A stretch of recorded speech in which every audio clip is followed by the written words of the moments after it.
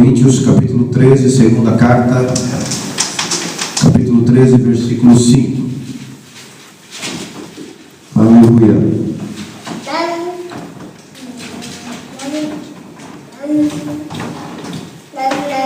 Os irmãos encontraram? Amém? Diz assim o texto, versículo 5: Examinate voi stessi, per vedere se siete nella fede. Provate voi stessi. Non riconoscete voi stessi che Gesù Cristo è in voi, a meno che non siate riprovati. Vou ler uma vez. Esaminate voi stessi per vedere se siete nella fede. Provate voi stessi. Non riconoscete voi stessi che Gesù Cristo è in voi, a meno che non siate riprovati. Amém? Vamos orar. Senhor, essa é a tua palavra, palavra fiel e verdadeira, Senhor, palavra que é capaz de penetrar no nosso coração, Senhor, e examinar o nosso coração com verdade, com sinceridade, Pai. Por isso, ó Deus, fale conosco e ministra no nosso coração a tua palavra, Senhor, em nome de Jesus. Em nome de Jesus. Amém. Meus irmãos, eu nesta última viagem que eu fiz para a Inglaterra, além de todas as coisas boas que tiveram lá e que aconteceram, teve uma coisa que me chamou muito a atenção. É que andando pelas ruas de Londres, eu vi tantos templos protestantes. Praticamente é como, assim como tem templos católicos na Itália, existem templos protestantes em Londres. Mas uma coisa triste é que a maior parte desses templos estão abandonados. Templos assim, impressionantes na sua estrutura, na sua arquitetura, ou sendo vendidos para serem mosqueias ou reuniões de muçulmanos, ou se transformando em bar, ou se transformando em boates. Alguns, como eu vi lá, estavam absolutamente entregues ao mato, abandonados. E aquilo me inquietou o coração, porque eu comecei a me lembrar da história do Evangelho na Inglaterra, que ali naquele país foi o palco dos maiores pregadores do Evangelho que o mundo já conheceu. Homens como Jonathan Edwards, Charles Haddon Spurgeon, homens que abalaram o mundo com a sua pregação, com o avivamento e despertamento que Deus derramou. E quando você chega num lugar daquele, você olha um país completamente entregue ao pecado. Homens como, poderia dizer também, estava me esquecendo, John Wesley, fundador do metodismo. O John Wesley, por exemplo, com o seu avivamento, ele conseguiu fechar os bares de Londres, quando Deus derramou um grande despertamento lá. Os homens faliram os bares, porque não tinha como vender bebidas, não tinha como fazer mais farras, porque as pessoas estavam completamente voltadas para Deus e para a palavra de Deus. E aquilo me entristeceu o coração de ver aquilo lá entregue às moscas, sendo transformados em bares, em boates, em mosqueias e coisas do tipo. E eu fiquei pensando exatamente por que isso acontece. Por que um palco, como foi aquele palco ali em Londres para grandes avivamentos e despertamentos do Senhor, se transformou então num país morto, numa cidade absolutamente entregue ao pecado, absolutamente entregue ao mal, ao erro, e os templos abandonados sendo motivo de piada e de chacota. E o que me fez entender foi esse versículo aqui de Coríntios. Porque nós somos chamados, preste bem atenção nisso, nós somos chamados a avaliar, a voltar a nossa salvação em todo momento, irmãos. Nós somos chamados em todo momento a perceber se nós continuamos ainda sendo crentes. Porque o fato de frequentarmos uma igreja, o fato de ouvirmos um pregador, não significa que está tudo bem entre nós e Deus. Vocês estão me entendendo, senhor? O fato de que nós somos evangélicos, ou que somos protestantes, ou que frequentamos uma reunião onde se prega o evangelho, não significa que nós de fato provamos uma experiência genuína de transformação com o Espírito Santo. E o fracasso da igreja do amanhã é porque os crentes se apoiaram em si mesmo e se apoiam em si mesmo e não avaliam diariamente a sua salvação. A Bíblia nos chama, por exemplo, a Bíblia nos chama a nós cooperarmos com Deus na nossa salvação. O que é isso? Que nós, não é porque Deus nos salvou, não é porque Jesus morreu na cruz, não é porque o pecado já foi perdoado, que nós vivemos uma fé de vida mansa, não precisamos fazer mais nada, está tudo bem, apenas ir ouvir o pastor no domingo e a gente vai para o céu. Porque se a gente não avalia diariamente a nossa salvação, pode acontecer que daqui a alguns anos a igreja da Itália seja como a igreja de Londres, apenas templos entregues às moscas e abandonados. Quem está me entendendo, diga amém, Jesus. Amém. E Paulo, quando escreve essa segunda carta aos Coríntios, ele fala esse texto, ele diz assim: examinai-vos a vós mesmos. Ele não está dizendo assim, pergunta para o pastor se você continua sendo crente. Ele não disse assim, pergunta para o irmão como é que vai a sua vida, o que ele acha de você. Mas ele diz assim, examinai-vos a vós mesmos. E ele usa um termo mais pesado, ele diz assim, provai-vos a vós, metete-vi à prova vós desse, se vocês permanecem no Evangelho. E depois ele fala uma palavra um pouco triste, ele diz assim, se é que vocês já não estão reprovados. E aí eu quero refletir com você exatamente sobre isso, para a gente fazer uma avaliação. Amém, amados? Se nós permanecemos na fé ainda, se nós continuamos servindo a Deus, ou se Deus é apenas uma abstração para nós, ou se Deus apenas é uma ideologia religiosa que a gente construiu na nossa mente. Eu quero fazer algumas perguntas que eu acho que é interessante a gente fazer para nós mesmos. E essa pergunta eu não estou fazendo para você, eu estou fazendo para mim, que eu acho que são perguntas que a gente precisa fazer para nós mesmos. Primeira pergunta que a gente precisa examinar a nós mesmos é: eu amo a Deus com todo o meu ser? Isso é uma pergunta que a gente precisa fazer para a gente. Porque Jesus disse assim, qual é o primeiro e grande mandamento? Vocês se lembram disso? Amarás, pois, o Senhor teu Deus de todo o teu coração. Então, o primeiro quesito, a primeira demanda que eu preciso fazer para perceber se eu continuo servindo a Deus de verdade, se eu sou um cristão ainda, se eu já não fui reprovado na minha fé, eu preciso olhar para mim e dizer, Deus, eu preciso avaliar se eu te amo ainda de verdade, porque o maior mandamento e o primeiro é, amarás, pois, o Senhor teu Deus. Porque se a gente diz que ama a Deus e tudo que se refere a Deus nos dá fastídio, agora tem alguma coisa de errado conosco. Quem está me entendendo? Diga bem.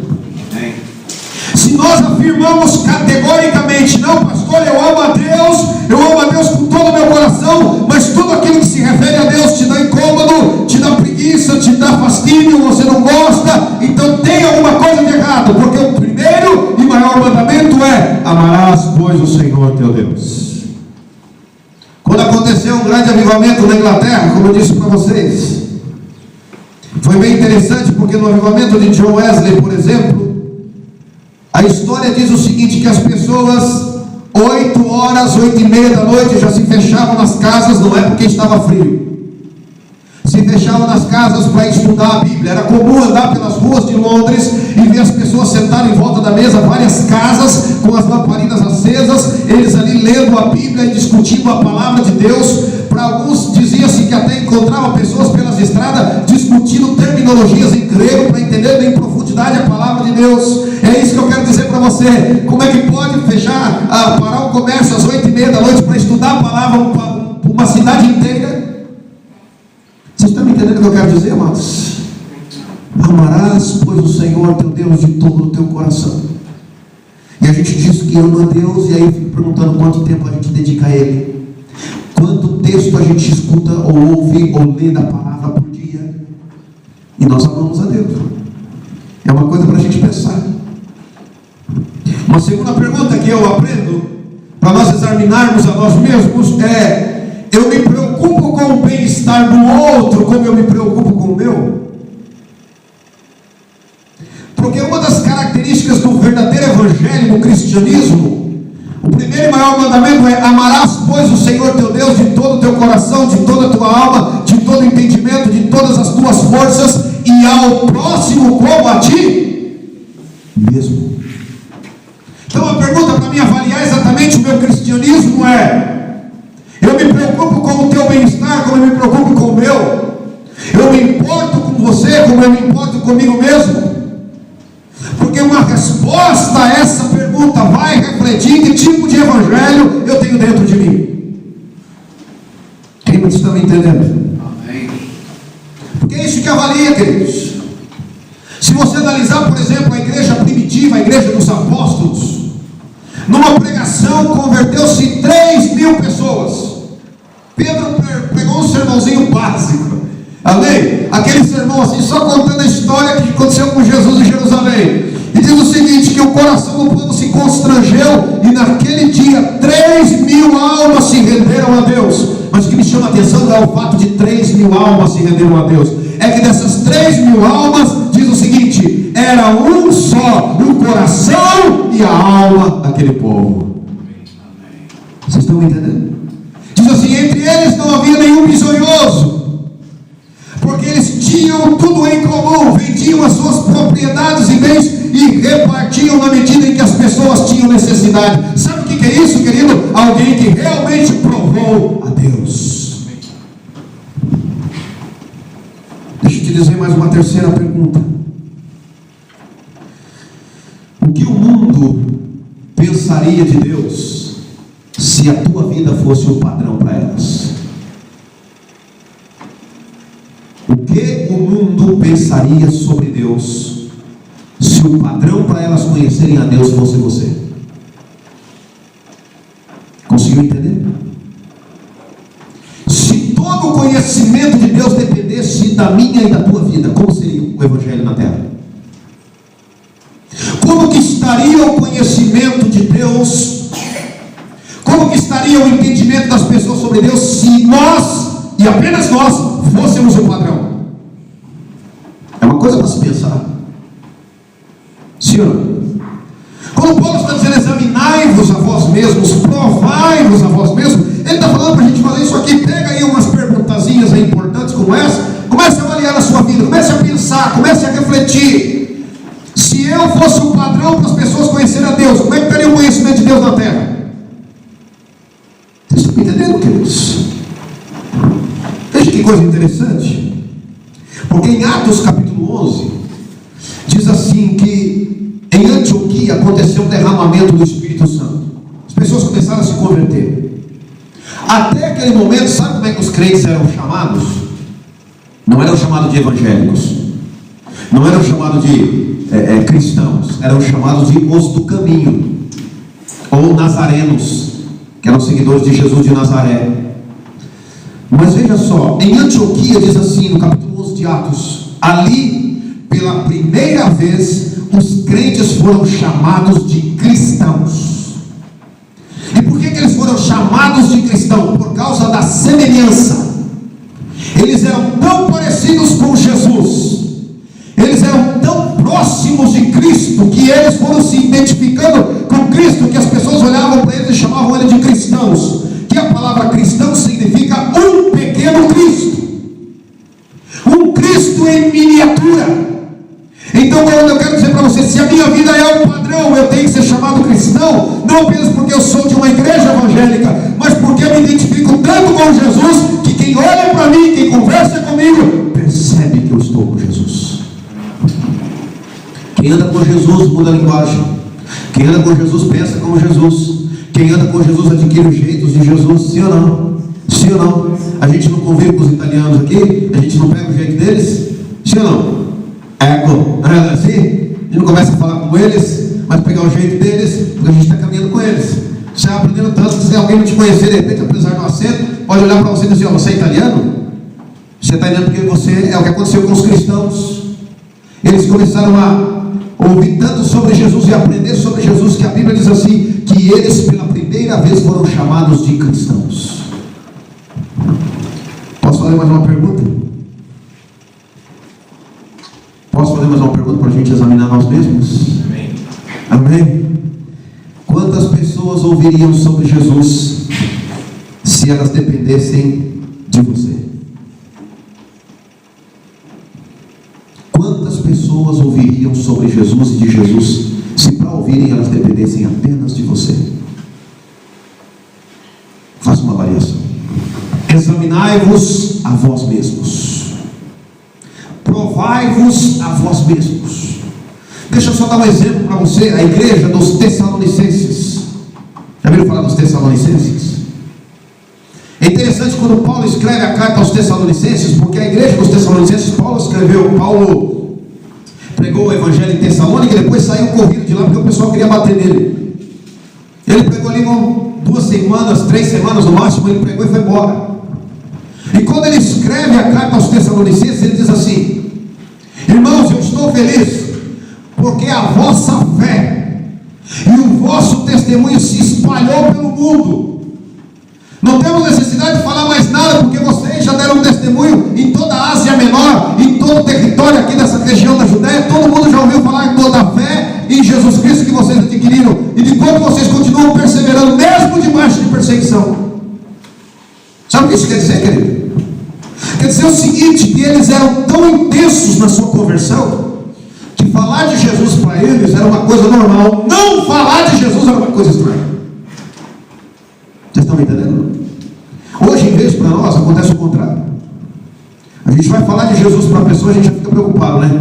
Mas eu tenho que respeitar a religião dele, né? Eu tenho que respeitar que ele pode ter uma opinião diversa. E a gente entra nessa postura de os politicamente corretos. Já ouviram falar dos politicamente corretos? Para não ofender, para respeitar o direito do outro. Então não vou falar de Jesus porque eu estou querendo enfiar na cabeça do sujeito que Jesus é uma opção para ele e ele tem que ter a escolha dele. É verdade, ele tem que ter a escolha dele, mas nós não vamos pregar uma religião, nós não vamos falar de uma religião, de uma igreja, de uma targa de igreja. Nós vamos falar de uma pessoa e que nós cremos que essa pessoa é o Salvador do mundo. Você está me entendendo, senhor? Quantas pessoas ouviriam sobre Jesus se para ouvir de Jesus dependesse só de você? Outra pergunta, podemos ir em frente ou não? Vamos examinar nós mesmos? Uma quinta pergunta que eu faria e que eu faço para mim e que eu quero compartilhar com você: qual é a minha motivação quando eu deixo a minha casa e vou para a casa de Deus? Qual é a minha motivação? Porque o Salmo 122, versículo 1, que diz ali, a gente coloca sempre aqui, né? Alegrei-me quando me disseram: vamos à casa do Senhor. Vamos mudar o texto aí? Quando me disseram vamos à casa do Senhor, o que é que eu fiz? Eu me alegrei. Qual é a motivação que eu tenho quando eu vou à casa de Deus? Eu vou à casa de Deus porque não tenho nada para fazer no domingo de manhã. Eu vou à casa de Deus para não me sentir apenas sozinho. O que é que me motiva a ir à casa de Deus? Porque eu não posso usar uma desculpa simples para não ir à casa de Deus e depois dizer que amo a Deus. O que é que te motiva?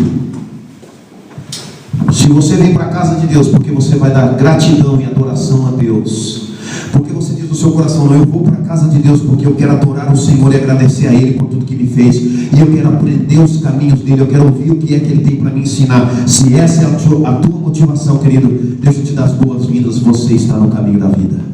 Amém ou não? Amém ou não amém? Posso fazer mais uma pergunta? Examinai-vos a vós mesmos, provai-vos a vós mesmos, disse Paulo, se vocês permanecem no Evangelho, se Se é que vocês já não reprovaram, já foram reprovados. Como estaria a obra de Deus se a expansão dela dependesse das minhas contribuições? Como estaria a expansão da obra de Deus se essa expansão dependesse das minhas ofertas? É mais uma coisa que a gente precisa avaliar. Sim ou não? Sim ou não? Porque esse discurso dizendo assim, irmãos, que é uma estratégia diabólica, que eu vejo as pessoas às vezes pegar esse pensamento dizendo assim: não, olha, Jesus não quer o meu dinheiro. Jesus, se é o dono do ouro da prata, ele está bem, ele está posto, é verdade. Mas ele colocou os recursos nas nossas mãos para a expansão do reino dele na terra. Vocês estão me entendendo? Amém?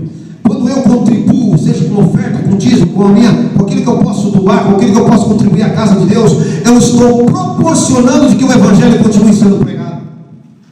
Sim ou não?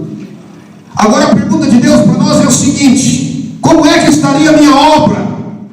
Como é que estaria a expansão da minha obra na terra se dependesse de você e do teu dinheiro? Como é que estaria essa situação?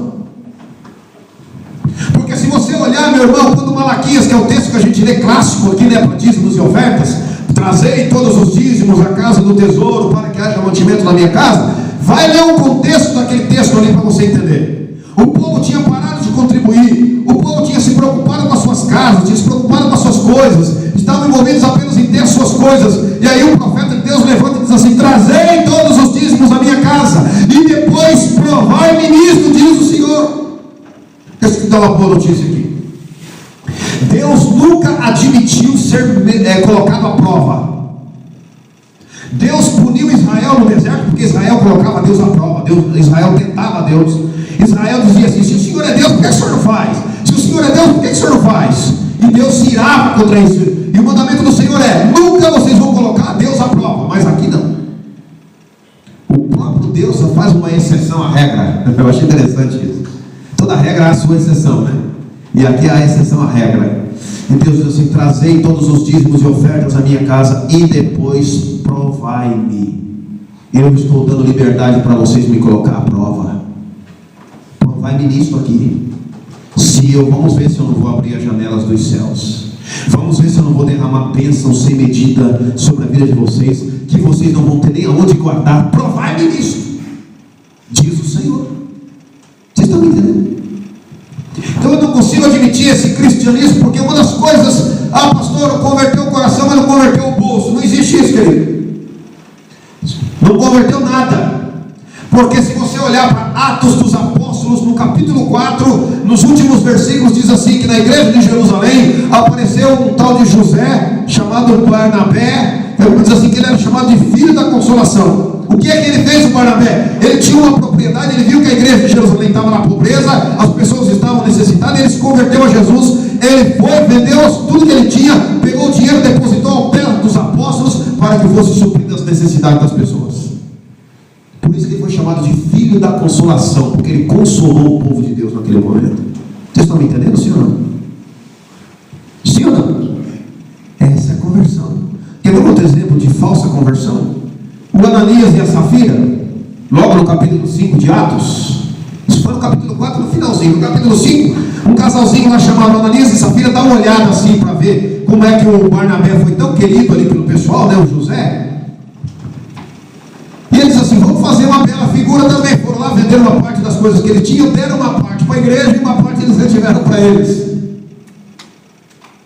E o apóstolo Pedro, vendo que eles fizeram aquilo apenas para fazer bela figura, que não era sincero como foi do outro, disse assim para ele, para o marido: Ananias, foi por esse valor que você vendeu a propriedade? Sim, pastor Pedro, foi por esse valor aí. E o Pedro olha para ele e diz assim: por que é que você está mentindo para o Espírito Santo? Por um acaso alguém te pediu para você vender? Se estivesse na tua mão, o parei não era teu? O teu pecado foi querer enganar Deus. O teu pecado foi querer usar a furbice, a esperteza para enganar Deus. Aí olha assim, aí entra os jovens na ação, né? Está vendo esses jovens aí? Pois eles vão te sepultar agora. Ananias caiu e expirou. Algumas horas depois chega a irmã Safira. Irmã Safira vem com o culto de oração. Culto de oração, à tarde, irmã Safira, glória a Deus, reteté, cheio de unção. A irmã Safira está lá, o pastor Pedro, no gabinete pastoral. Quero ter um gabinete pastoral aqui com a irmã Safira. Irmã Safira, vem cá, faça favor. Nem sabia que o marido estava morto. Escuta, aquele discurso lá do terreno que vocês venderam lá com o teu marido lá. Como é que é o discurso? Vocês venderam por tanto? É esse valor aqui mesmo? Sim, pastor, é esse valor aí. E o Pedro olha para ele e diz assim: por que é que você se meteu de acordo com o teu marido para enganar a Deus? Por enquanto eu não falei para vocês que esse dinheiro aqui poderia ficar no poder de vocês. Vocês não tinham obrigação de vender e dar para ninguém. Mas não tenta enganar a Deus. E o texto bíblico diz assim, que Pedro olhou para ele e disse assim: está vendo jovens aqui na porta da igreja? Eles acabaram de enterrar o teu marido e vão te enterrar também. Ela caiu e expirou. Se o pastor começar a matar a gente. E o texto diz assim, Atos capítulo 5: e então veio grande temor à igreja. Estão me entendendo, amados? Vocês estão me entendendo? Não é contribuir para fazer uma bela figura, não é contribuir para fazer algo apenas para alguém ver. É se não tiver uma transformação no coração, então não teve nada. Por isso que Paulo diz assim: examinai-vos a vós mesmos, provai-vos a vós mesmos, se permaneceis na fé. Porque a gente vai tratando Deus de qualquer maneira e achando que está tudo bem. Não, é assim mesmo, hoje em dia o negócio é bem assim, é bem assim. Deixa eu te dizer uma coisa: examinai-vos a vós mesmos. Como estaria a expansão da obra de Deus se ela dependesse da tua oferta? Como estaria a obra de Deus se ela dependesse dos teus dízimos? Graças a Deus que ela não depende só da gente. Deus levanta sempre alguém. Amém, amados? Mas o chamado de Deus é: deixa eu participar da tua vida. Deixa eu participar da tua vida. Examinai-vos a vós mesmos. Vamos ficar em pé em nome de Jesus. Esse é o exame que nós fazemos. E esse exame que você vai fazer agora é um exame entre você e Deus. Porque não é pelo fato de que estamos salvos, não é pelo fato de que fomos perdoados, que está tudo bem. A nossa posição agora diante de Deus. Assuma um posicionamento diante de Deus. Olha, pastor, eu me posiciono hoje a amar a Deus com todo o meu coração. Eu vou ler mais a Bíblia, eu vou orar mais. Fala isso para Deus. Senhor, eu não tenho te amado de verdade. Pastor, olha, eu vou assumir o compromisso diante de Deus de estar amando mais o meu próximo, de ajudá-lo nas suas necessidades. Eu vou olhar, eu vou prestar atenção mais no outro. Faça isso em nome de Jesus.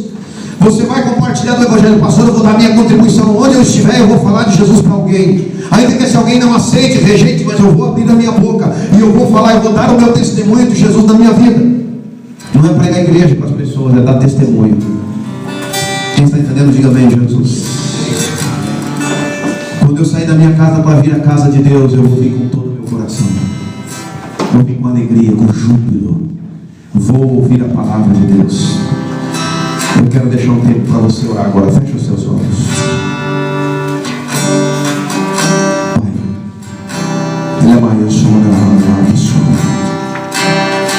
examinai-vos a vós mesmos.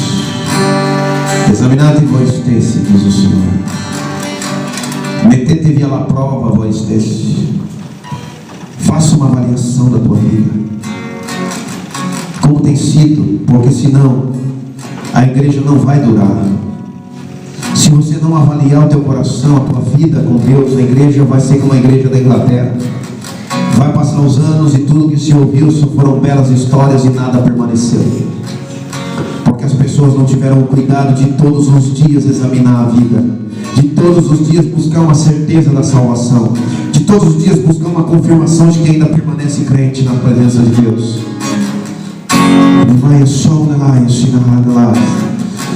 Pai, eu oro por esta igreja, Senhor. Nós queremos ver o futuro desta igreja, Senhor. Nós estamos plantando uma igreja aqui, Senhor, para essa geração e para as futuras gerações. Senhor, uma manhã, Deus, talvez nem eu, nem muitos dos meus irmãos estaremos mais aqui, Senhor. Quem sabe já estaremos contigo na glória, Senhor. Mas se o Senhor não voltar até lá, Senhor, as futuras gerações estarão ouvindo a palavra do Senhor deste púlpito, ó Deus. As futuras gerações, os filhos, os netos, os bisnetos, Senhor, caminharão nos teus caminhos, Senhor, nas futuras gerações.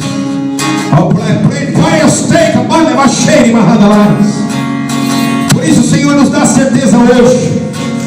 Nos dá, Senhor, a certeza hoje. Nós precisamos, Pai. Temos a convicção, Senhor, nesse dia.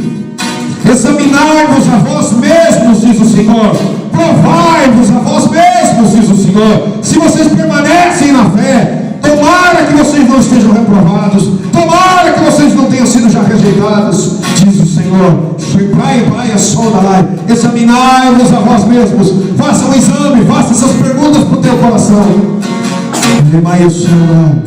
E a resposta que você obtiver, e as respostas que você vai ter, você se posicione diante de Deus. Você se posicione diante de Deus. Você assuma o seu compromisso diante de Deus. Senhor, eu me posiciono diante desse exame. E você vai ver as bênçãos do Senhor sobre a sua vida.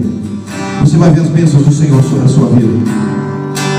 Meu Pai, em nome de Jesus, em nome de Jesus, abençoa o teu povo, Pai.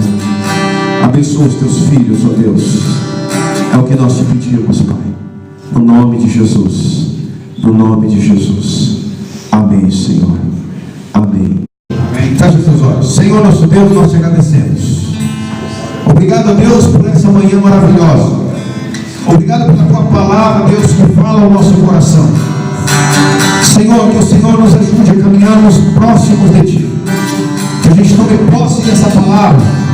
Possamos fazer um exame de nós mesmos essa semana, Senhor, e buscar uma proximidade contigo. Desperta a gente na madrugada para orar. Desperta a gente no meio do dia para orar, para ler a tua palavra, Pai. É o que nós te pedimos, Senhor. Nos dê um domingo de paz, de alegria. Senhor, que a gente não pense nos problemas, que a gente pense no Senhor, que é aquele que soluciona todos os problemas, e que a gente viva com saúde integral. Te agradeço por esta manhã. Que a tua bênção seja sobre nós para sempre, Pai. No nome de Jesus Cristo. No nome de Jesus. O grande amor de Deus, a graça de nosso Senhor e Salvador Jesus Cristo, o Filho, a comunhão e as consolações do Espírito Santo, seja com todo o povo de Deus. E aqueles que creem assim digam amém. Amém, queridos. Deus te abençoe. Saúde ao seu irmão aí, em nome de Jesus.